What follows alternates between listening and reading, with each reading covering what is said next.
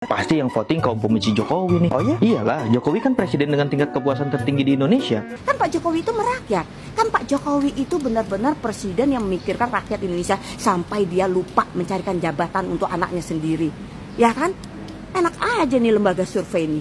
Bangga, terharu atas pencapaian yang dilakukan oleh Pak Jokowi di kaca internasional. Masuknya nama tersebut di list hitam itu adalah barisan sakit hati. Waduh, mohon maaf, OCCRP itu kan dari Belanda ya kalau nggak salah ya. Masa anak abah sampai Belanda, tolonglah. Dan yang menjadi pertanyaan besar, apakah OCCRP ini sebagai organisasi jurnalisme yang dianggap kredibel dan terpercaya di seluruh dunia rela menurunkan kredibilitas mereka demi seorang Joko Widodo? Membuat framing, kemudian disebarkan, dirilis tanpa ada sebuah keputusan hukum. Ya ini kan pelanggaran juga dong. Makanya saya bilang saya mempertanyakan kredibilitas keputusan itu. Dasarnya apa gitu loh. Karena kita harus paham bahwa kerja-kerja jurnalisme justru untuk melaporkan hal-hal yang oleh sebuah sistem hukum yang korup tidak bisa diurai. Makanya jurnalis itu bisa jadi pegangan buat masyarakat sipil. Nah ini yang sebenarnya mereka tengah lakukan.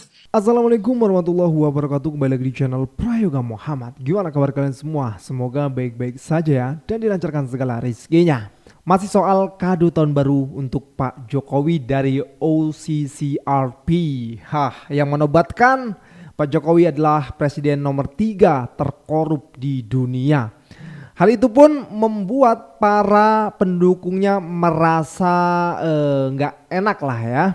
Tetaplah ada pembelaan untuk Pak Jokowi, termasuk Bung Noel nih yang akhirnya dibuat diam oleh Bivitri ya, di acara salah satu stasiun televisi. Nah teman-teman semua, pasti dari kalian juga banyak ya nggak tahu ini OCCRP ini siapa gitu. Apa ada intervensi dari pihak lain dan lain sebagainya. Apakah itu termasuk dari anak-anak abah yang membuat?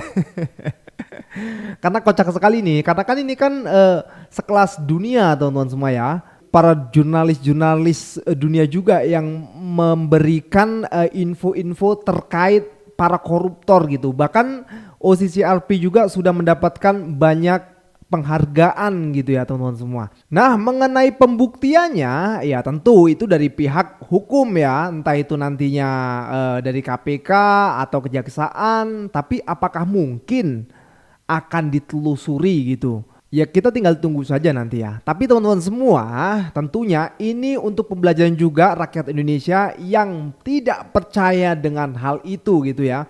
Jadi banyak juga netizen yang berkomentar. Jadi mudah-mudahan di video ini kalian bisa paham gitu. Yang tadinya nggak paham jadi paham gitu ya. Maka dari itu saksikan sampai selesai. Di sini kita akan mendapatkan banyak ilmu. Oke teman-teman semua, langsung saja kita lihat videonya. Wah, parah nih. Masa Jokowi dinobatkan jadi presiden ketiga terkorup di dunia? Oh ya? Pasti yang voting kaum pembenci Jokowi nih. Oh ya? Iyalah, Jokowi kan presiden dengan tingkat kepuasan tertinggi di Indonesia. 80% rakyat Indonesia puas dengan kinerjanya. Oh ya? Jokowi juga udah bangun banyak fasilitas umum di Indonesia. Jalan tol, moda transportasi, IKN. Lu bayangin, begitu megah dan visionernya seorang Jokowi membangun ibu kota Nusantara. Oh ya? Selama Jokowi menjabat, pertumbuhan ekonomi di Indonesia itu terus terjaga di atas 5%. Angka kemiskinan juga turun drastis. Oh ya? Oh ya aja lu. Jangan-jangan lu juga nih yang voting di OCCPR ini. Ya kan? Ngaku lo. Dasar kalau udah benci dikasih lautan fakta sebanyak apapun, tetap aja keras kepala. Ayo jawab. Gak bisa jawab kan lu? Berarti OCCRP media goblok sama seperti berpikiran seperti itu. Nah betul itu. Lembaga survei yang mengatakan mantan presiden kita Pak Jokowi itu finalis terkorup di dunia. Jelas dong sebagai rakyat Indonesia kita nggak terima. Kok bisa-bisanya? Kan Pak Jokowi itu merakyat. Kan Pak Jokowi itu benar-benar presiden yang memikirkan rakyat Indonesia sampai dia lupa mencarikan jabatan untuk anaknya sendiri. Ya kan? Enak aja nih lembaga survei ini. Rakyat Indonesia harus nuntut nih, nggak terima nih kalau mantan presiden kita dibilang terkorup di dunia. Ya kan? Secara gitu loh. Pak Jokowi itu sederhana, suka masuk ke gorong-gorong. Dia mah mementingkan rakyat Indonesia. Dia nggak gila jabatan. Anak-anaknya, mantunya nggak diberikan kedudukan apapun. Sembarangan bilang terkorup. Harus kita tanyakan ya alasannya apa ini.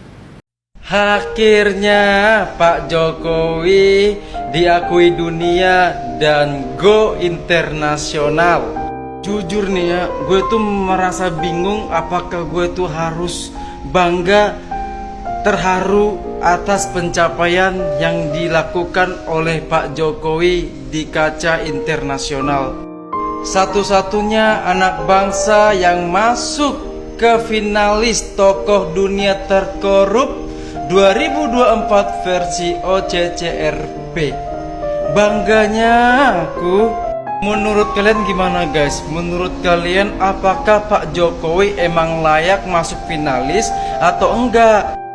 Kalau kata pendiri OCCRP, kenapa tokoh-tokoh itu layak masuk finalis? Katanya pemerintah yang korup ini melanggar hak asasi manusia, memanipulasi pemilu, menjara sumber daya alam, dan pada akhirnya menciptakan konflik akibat ketidakstabilan yang melekat pada diri mereka. Satu-satunya masa depan mereka adalah keruntuhan yang kejam atau revolusi berdarah. Wah, sadis juga. Malam tahun baru digemparkan oleh keluarnya list nama-nama nominasi Organized Crime and Corruption 2024 Person of the Year. Ada beberapa nama dan salah satunya adalah mantan presiden kita tercinta Bapak Jokowi. Biasanya kan bapak itu tadi atau pemerintah sekarang kalau ada yang ngeritik itu kan brief ke buzzer mereka itu kan pokoknya kata-katain semua anak abah gitu. Jadi kalau ada yang ngeritik dibilang anak abah, so dibilang anak abah. Nah, mungkin mereka lupa kali ya kalau posisi RP itu kan dari luar negeri ya. Nah, tiba-tiba keluar statement seperti ini. Masuknya nama tersebut di list hitam itu adalah barisan sakit hati. Waduh, mohon maaf, posisi RP itu kan dari Belanda ya kalau nggak salah ya. Masa anak abah sampai Belanda? Tolonglah. Kalau Belanda itu bukan anak abah, tapi anak daddy. Nggak tahu, sorry. Sebelum orang-orang komen kayak, bang itu kan voting oleh orang-orang yang, lu cek dulu siapa yang voting. Itu publik ada memang, readers ada, tapi komponen lainnya adalah ada jurnalis, ada juri-juri, ada orang-orang yang memang netral aja posisinya, dan mereka di luar negeri lagi gitu. They have no intention. Jadi tolong kalau Anda mau ngebuzzing lagi gitu ya, tolong briefnya diganti, jangan yang itu, ini nggak bisa nih. Karena di luar negeri yang voting jurnalis-jurnalis, juri-juri dari luar negeri gitu ya. Briefnya diganti dulu gitu sebelum ngasih statement, oke? Munculnya pemberitaan Joko Widodo masuk dalam nominasi nomor 2 tokoh terkorup dunia tahun 2024. Ramai-ramai pendukung Jokowi mempertanyakan tentang kredibilitas OCCRP. Siapa sih OCCRP ini? Yuk kita kupas tuntas. OCCRP atau Organized Crime and Corruption Reporting Project adalah organisasi jurnalisme yang diakui di seluruh dunia. Hal itu tidak terlepas dari keberhasilannya mengungkap kasus-kasus besar korupsi dan kejahatan terorganisasi. OCCRP didirikan dua wartawan senior investigasi di Eropa, yaitu Drew Sullivan dan Paul Radu. OCCRP memiliki misi untuk mengungkap kejahatan terorganisasi yang seringkali melibatkan pejabat tinggi dan tokoh dunia. Selain itu, OCCRP dengan kantor pusat di Amsterdam, Belanda, juga dikenal sebagai salah satu organisasi jurnalisme investigasi terbesar yang memiliki jaringan di 6 benua, berdiri sejak 2007. OCCRP tidak hanya berfokus pada korupsi, tetapi juga mengungkap bagaimana hal tersebut dapat menyebabkan dampak luas, seperti krisis kemanusiaan dan ancaman terhadap demokrasi di berbagai negara. Organisasi ini telah mendapatkan banyak penghargaan bergengsi seperti Daniel Pearl Award, Global Shining Light Award, dan European Press Prize, sebagai pengakuan atas dedikasi mereka dalam mengungkap korupsi dan kejahatan besar yang sering kali tersembunyi. Dan yang menjadi pertanyaan besar, apakah OCCRP ini sebagai organisasi jurnalisme yang dianggap kredibel dan terpercaya di seluruh dunia rela menurunkan kredibilitas mereka demi seorang Joko Widodo?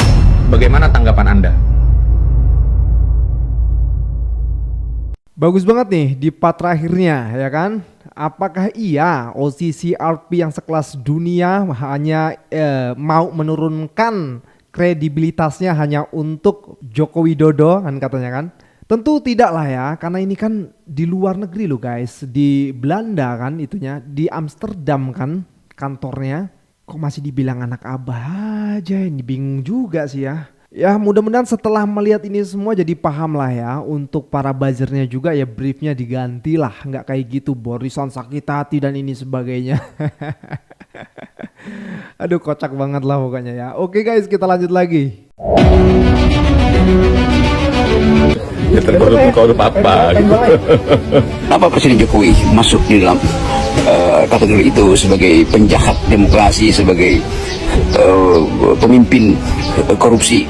Karena dua hal. Pertama, Jokowi memakai dan memanipulasi hukum dan konstitusi untuk menguasai negara. Itu yang berkali-kali ditunjukkan dengan fenomena Fukufafa segala macam itulah. Yang kedua, menggunakan kekuasaan dia untuk menghalangi para pejuang demokrasi. Jadi korupsi dan kejahatan kemanusiaan itu satu paket. Dirumuskan dengan cara sederhana, korupsi adalah upaya untuk merampas kekayaan negara untuk kepentingan kelompoknya, dan korupsi adalah upaya untuk membajak demokrasi. Daripada para pendukung Joko Widodo ngomel-ngomel tidak karu-karuan di media sosial, saya menyarankan kepada siapapun para pendukung Jokowi yang merasa bahwa Jokowi telah difitnah, dan termasuk kepada Pak Jokowi sendiri, kalau memang merasa difitnah atau di framing jahat, saya sarankan agar segera mengajukan gugatan di pengadilan Belanda untuk menggugat OCCRP karena dianggap memfitnah. Jadi jangan hanya mengerahkan buzzer di media sosial menambah keriuhan yang tidak jelas. Saran saya, Pak Jokowi segera mengutus tim hukum menggugat OCCRP di Belanda untuk mengembalikan nama baik Jokowi. Itu kalau berani. Tapi kalau tidak berani menggugat dan hanya menggunakan buzzer, ya bagi saya itu adalah sebuah kebenaran. Saya berhak menganggap itu sebuah kebenaran.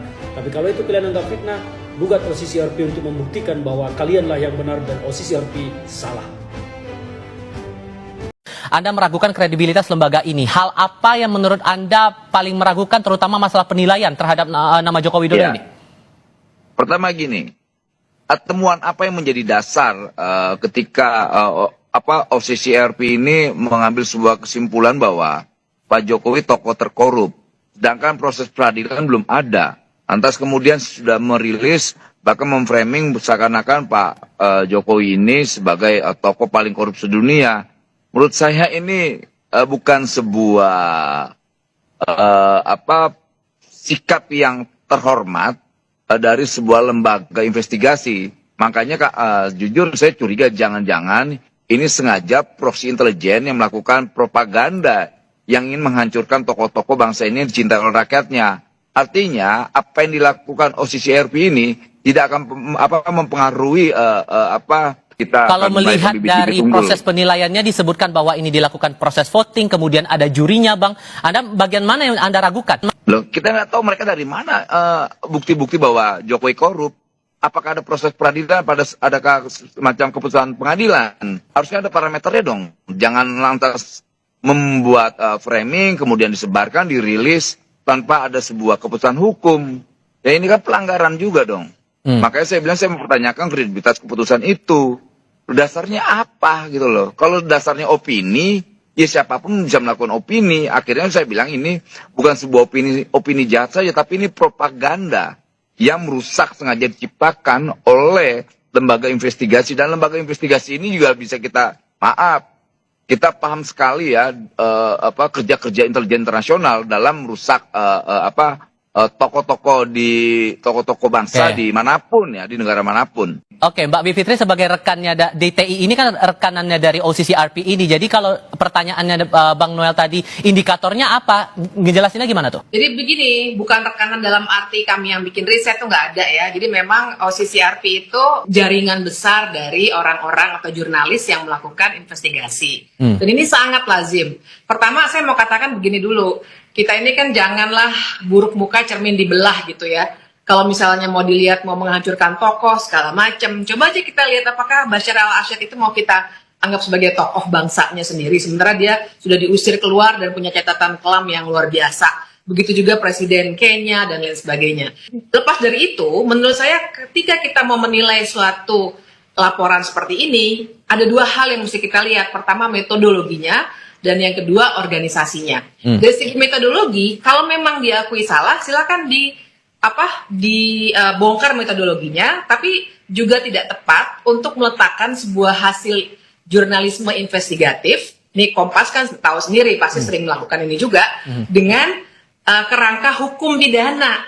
Kita tahu misalnya Times dulu pernah bilang Soeharto Incorporated, inget nggak tahun 98-99? Kan sebenarnya sampai sekarang memang nggak pernah juga ada tindak pidana korupsinya. Kalau pakai kerangka hukum ya, karena kita harus paham bahwa kerja-kerja jurnalisme justru untuk melaporkan hal-hal yang oleh sebuah sistem hukum yang korup tidak bisa diurai.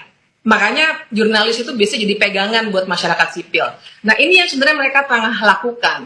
Dan yang kedua dari segi siapakah mereka di balik itu, saya kira dari websitenya sudah cukup jelas ya, bahwa dari segi kredibilitas mereka memang latar belakangnya adalah jurnalis investigasi semua begitu, dan kita bisa lacak bahkan seterang-terangnya bagaimana organisasi mereka, bagaimana pendanaannya dan lain sebagainya. Jadi, kalaupun kemudian direspon oleh Pak Jokowi itu sebagai upaya framing jahat terhadap dirinya, tadi Bang Noel juga bilang ini upaya proksi gitu, gimana tuh? Iya, kalau Pak Jokowi yang ditanya ya pasti ya, siapa saja kalau ditanya ada yang bilang kamu jelek loh, pasti dia akan membalasnya tentu saja dengan defensif duluan. Tapi sekali lagi saya mau mengingatkan semuanya, termasuk Pak Jokowi, termasuk Bang Noel, bahwa melihat reporting dari jurnalis seperti ini tidak boleh pakai kerangka hukum pidana. Belum pernah tuh ada putusan pengadilannya seperti yang saya katakan tadi. Kita mau bicara Marcos, kita mau bicara Soeharto, kita mau bicara banyak pemimpin lainnya yang sampai kabur seperti Bashar al-Assad tadi.